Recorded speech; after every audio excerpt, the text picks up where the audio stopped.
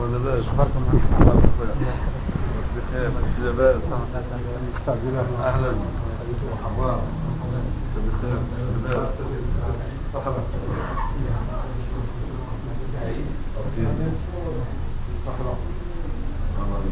اهلا عمار يجينا اخبار لاباس لاباس تنبات نسلم على الكساتيلة تنبات نسلم على الكساتيلة أهلا عليك تعال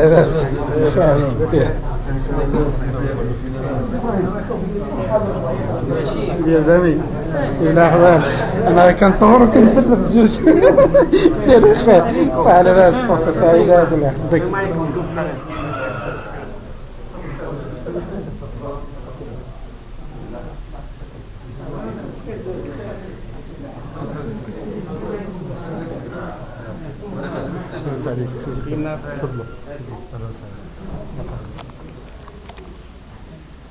مرحبا بكم اهلا وسهلا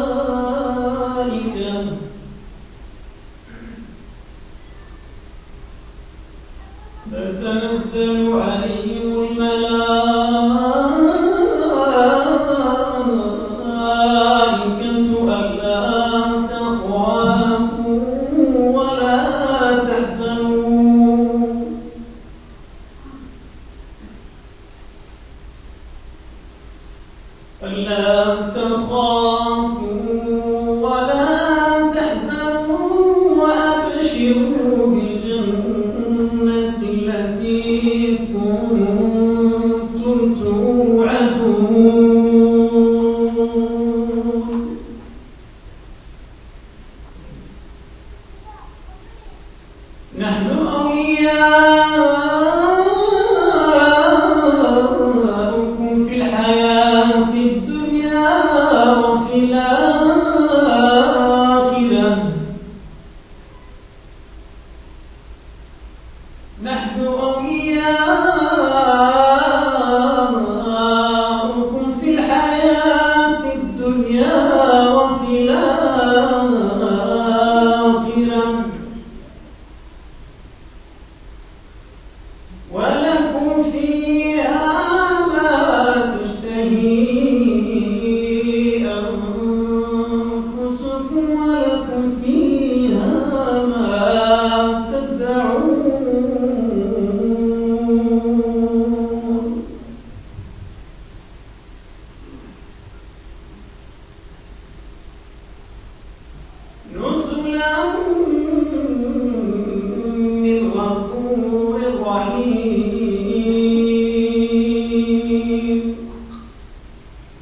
آمنت بالله صدق الله مولانا العظيم.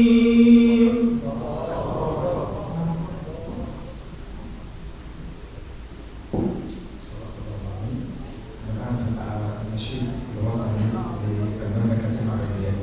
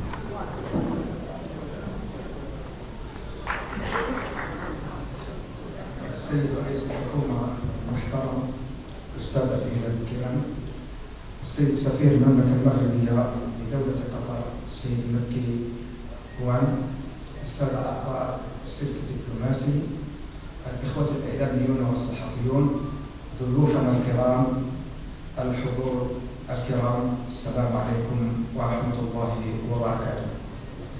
السيد رئيس الحكومة باسم الجميع الجالية المغربية لدولة قطر نهنئكم وحزبكم وحكومتكم على الثقة التي منحكم إياها الشعب المغربي، وهي ثقة وتكليف في زمن استثنائي نسأل الله تعالى أن يوفقكم في تحقيق مقاصدكم.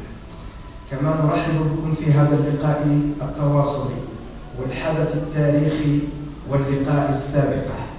هذا اللقاء حدث بما تحمله الكلمة من دلالات ورمزية على مبادرتكم التي هي موضع تقدير من قبل الجالية المغربية لدولة قطر.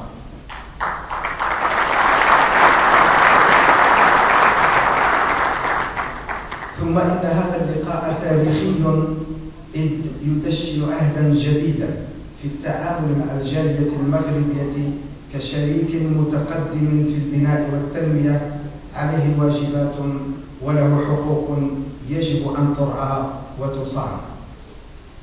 ثم إن هذا اللقاء يمثل سابقة في تاريخ الدبلوماسية المغربية، إذ يلتفت أكبر مسؤول في الحكومة إلى أصغر شريحة في الغربة.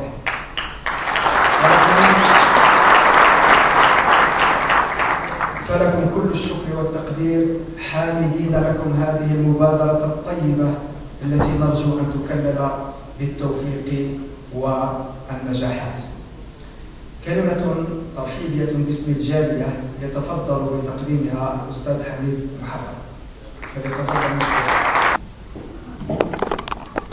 بسم الله الرحمن الرحيم، الحمد لله والصلاة والسلام على مولانا رسول الله وآله وصحبه أجمعين. بداية نرحب بمعالي رئيس حكومة المملكة المغربية الأستاذ عبد الله الكرام، نرحب بسعادة السفير المغربي الذي التحق بنا قريب من شهرين، وكذلك نرحب بالحضور الكريم الذي لبى الدعوة رغم ضيق الوقت، ورغم ذلك أبى إلا أن يأتي ويلبي هذه الدعوة ليلتقي بالسيد الأستاذ عبد الله الكرام. كما نرحب بمعالي الوزير إدريس أزمي وزير الميزانية العامة، والأخ الغفير الشيخي وملوك المرافق الأستاذ عبد الله الكرام، ونرحب بإخوة القضاة وكل الإخوة في كل المجالات المختلفة سواء الرياضية أو الإعلام أو الصحة، ونرحب بالأسر والأخوات الكريمات، ونتمنى إن شاء الله أن يكون هذا اللقاء يعني مفرحا، وكذلك يسعدنا الأستاذ عبد الله بن كيلان بإجابة عن مجموعة استفسارات. والسلام عليكم ورحمة الله وبركاته.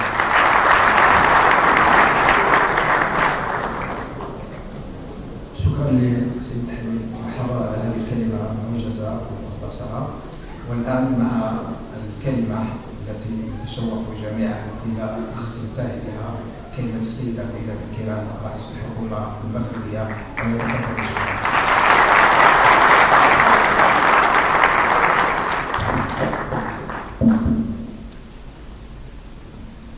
بسم الله الرحمن الرحيم.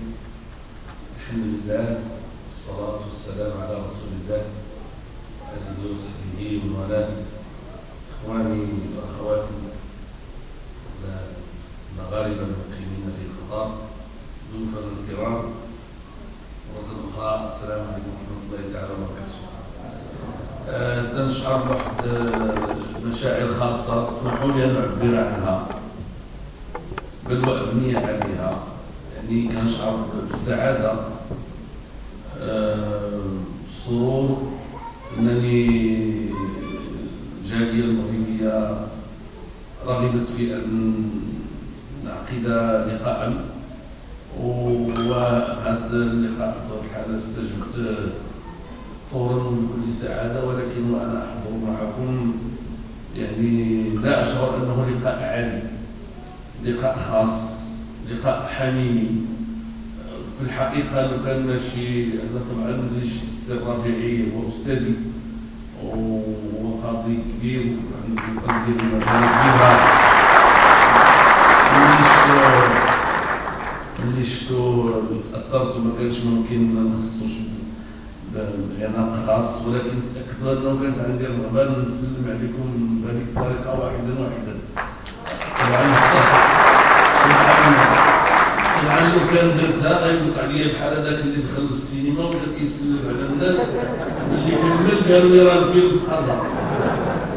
هذه القضية أنا نقول علاش هذا الشعور الخاص، لأنه في الحقيقة احنا المغاربة في الحقيقة فينا واحد شوية ديال شوية تنذكر صعوبة الوسط مع الأسف.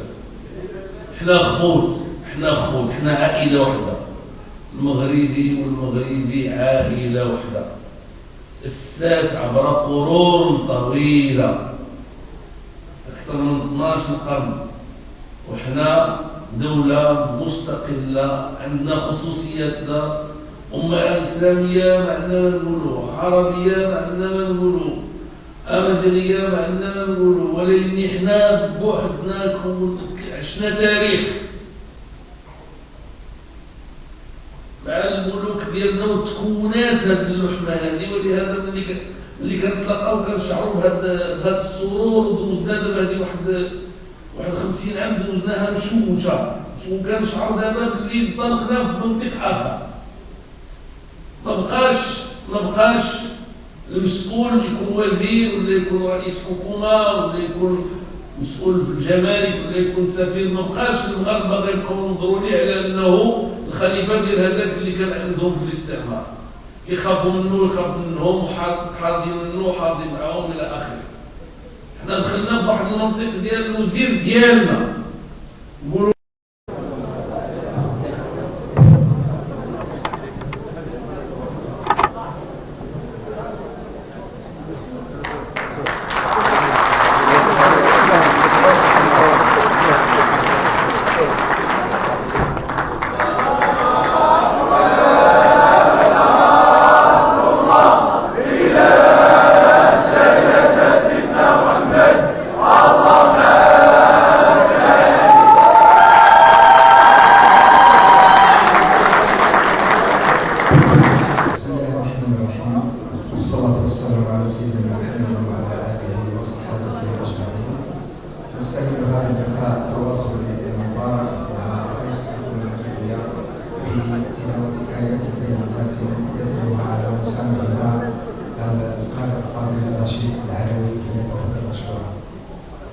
أعوذ بالله من الشيطان الرجيم.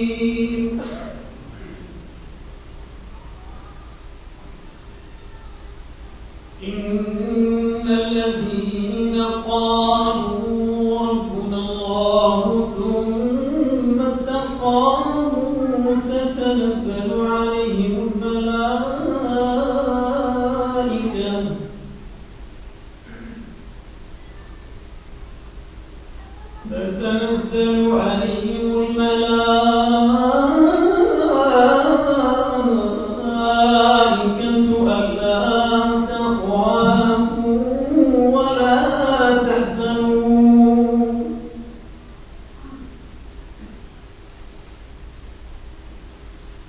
ألا تخافوا ولا تحزنوا وأبشروا بالجنة التي كنتم توعدون.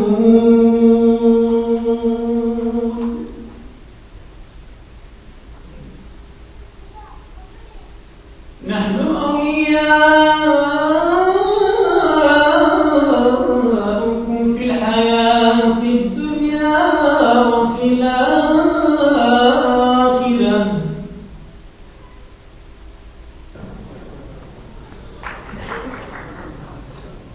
السيد رئيس الحكومة المحترم أستاذ الإدارة الكرام، السيد سفير المملكة المغربية لدولة قطر السيد المكي هوان، السادة أعضاء السلك الدبلوماسي، الإخوة الإعلاميون والصحفيون، ضيوفنا الكرام، الحضور الكرام، السلام عليكم ورحمة الله وبركاته. السيد رئيس الحكومة باسم الجميع الجالية المغربية من دولة قطر نهنئكم وحزبكم وحكومتكم على الثقة التي منحكم إياها الشعب المغربي، وهي ثقة وتكليف في زمن استثنائي نسأل الله تعالى أن يوفقكم في تحقيق مقاصدكم. كما نرحب بكم في هذا اللقاء التواصلي والحدث التاريخي واللقاء السابقة. هذا اللقاء حدث بما تحمله الكلمة من دلالات ورمزية على مبادرتكم التي هي موطئ تقدير من قبل الجالية المغربية لدولة قطر.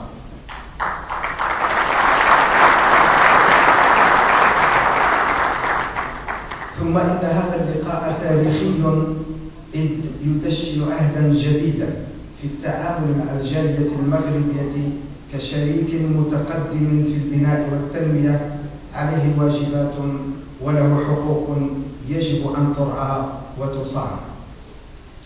ثم إن هذا اللقاء يمثل سابقة في تاريخ الدبلوماسية المغربية، إذ يلتفت أكبر مسؤول في الحكومة إلى أصغر شريحة في الغربة.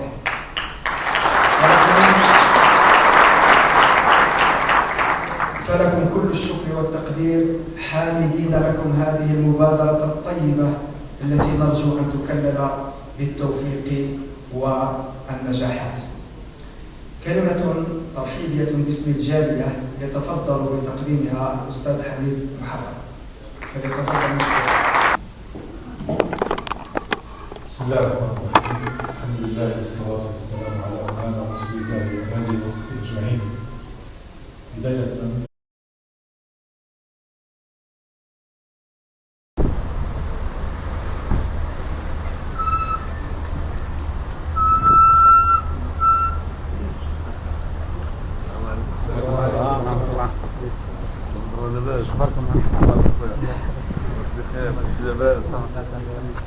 أهلا ومرحبا بخير. مرحبا.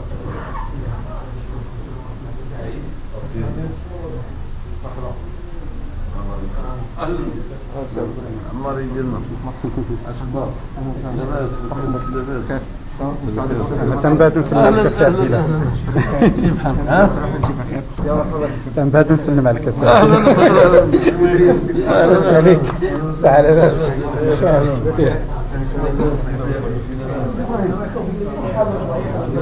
يا زميل الأحوال أنا كنصورك نفرق بجوج خير خير وعلى بال فرصة سعيدة بالله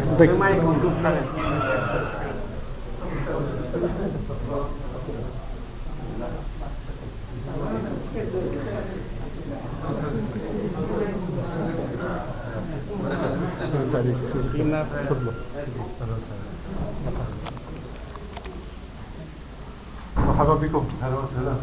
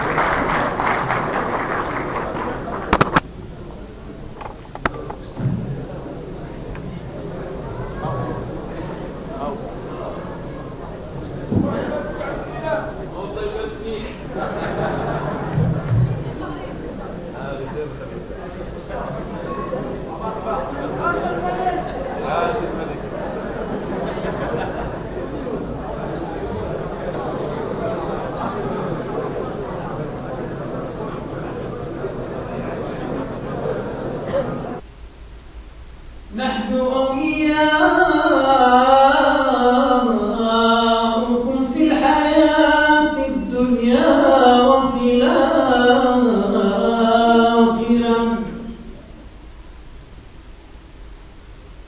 ولكم فيها ما تشتهي أنفسكم ولكم فيها ما تدعون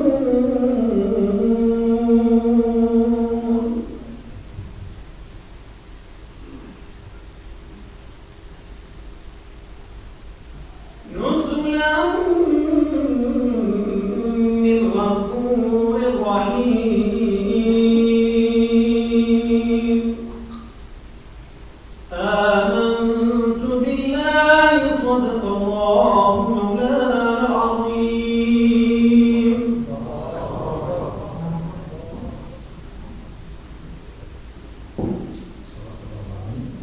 الآن النشيد الوطني للمملكة المغربية.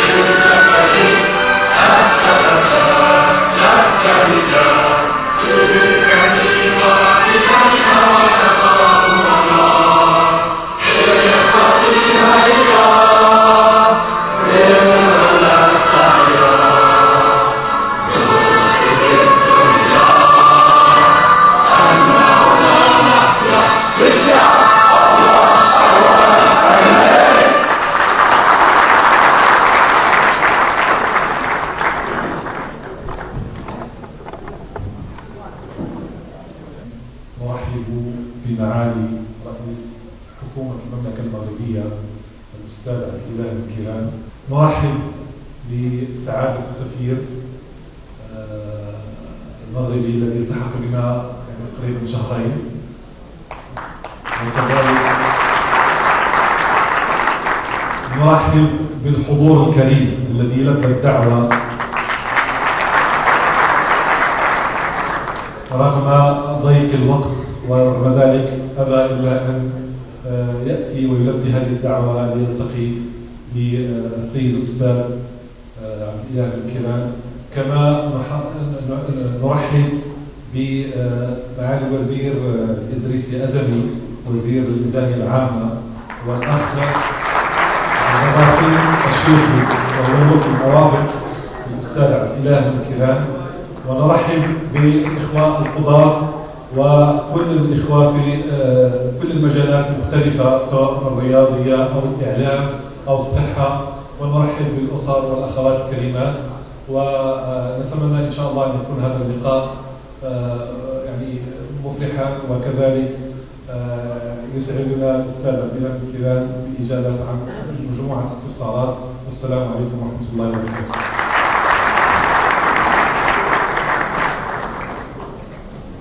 شكرا للسيد حميد محمد على هذه الكلمة الموجزة والمختصرة. والآن مع الكلمة التي نشوق جميعا إلى الاستمتاع بها كلمة السيد عبد الله كيلان رئيس الحكومة المغربية.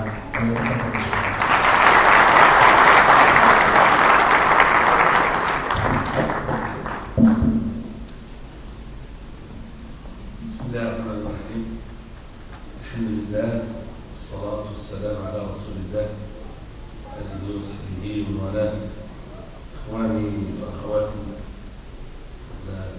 المغاربة المقيمين في قطر، ضيوفنا الكرام، مرة أخرى السلام عليكم ورحمة الله تعالى وبركاته. تنشعر بواحد مشاعر خاصة، اسمحوا لي أن أعبر عنها بل وأبني عليها.